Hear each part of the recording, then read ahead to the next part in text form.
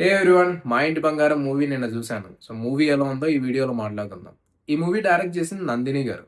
ఈమె డైరెక్ట్ చేసిన ఫిల్మ్స్‌లో 'అలా మొదలైంది' అండ్ 'ఓ బేబీ' నా favourite films. So coming to the story plot, Samantha గారు పెళ్ళైన కొన్ని ఇయర్స్ తర్వాత వాళ్ళ అత్తగారింటికెళ్తారు. అండ్ అక్కడ నంబర్ 1 కోడలు అవ్వడానికి ట్రై చేస్తూ ఉంటారు. అండ్ మూవీలో సమంత గారికి ఒక పాస్ట్ ఉంటది. ఆ పాస్ట్ ఆ ఫ్యామిలీకి గాని, తన హస్బెండ్‌కి గాని తెలియదు. సో సమంత గారు ఈ పాస్ట్ డిస్క్లోజ్ చేస్తారా? చేయరా? And next sequence of events ఏంటనేదే ఎంటైర్ మూవీ. ఈ మూవీలో నాకు బాగా నచ్చిన విషయాల్లో ఫస్ట్ వచ్చేసి సమంత గారి యాక్టింగ్. ప్రతి ఒక్క ఎమోషన్‌ని చాలా బాగా క్యారీ చేశారు. And throughout the film యాక్టింగ్‌లో మాత్రం ఎక్కడా తగ్గరు. అండ్ నెక్స్ట్ వచ్చేసి నందిని గారి డైరెక్షన్. ఇంతకుముందు తీసిన మూవీస్‌లో సబ్జెక్ట్ అండ్ ఈ మూవీ సబ్జెక్ట్ కొంచెం different.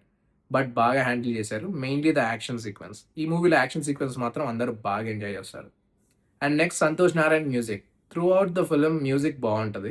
And mainly the action సీక్వెన్స్‌లో మాత్రం బీజీఎం నెక్స్ట్ లెవెల్ ఉంటది. అండ్ సమంత గారికి ఈ మూవీలో ఒక ఫ్రెండ్ ఉంటారు.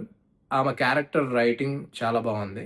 కొంచెం డిఫరెంట్‌గా, ఫన్నీగా ఆమె స్క్రీన్ పైన ఉన్నంత సేపు మాత్రం బాగా ఎంజాయ్ చేస్తారు. ఈ మూవీలో విలన్ రోల్ చేసి గుల్షన్ గారు చేశారు. ఈయన 'కాంతార' ప్రీక్వెల్ మూవీలో కూడా విలన్ రోల్ చేశారు. ఈయన క్యారెక్టర్ ఆర్క్ అండ్ ఎగ్జిక్యూషన్ బాగుంది. అండ్ డబ్బింగ్ కూడా ఈయన ఓన్‌గా చెప్పారు. అది కూడా బాగా ఫిట్ అయింది మూవీలో.